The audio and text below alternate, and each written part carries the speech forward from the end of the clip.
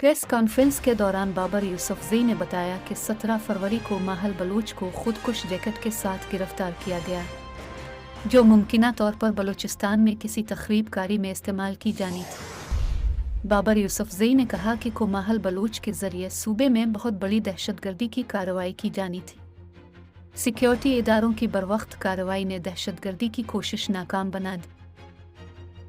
तर्जुमान बलूचिस्तान हुकूमत ने कहा कि माहल बलूच के करीबी अजीज यूसुफ बलूच को भी गिरफ्तार कर लिया गया।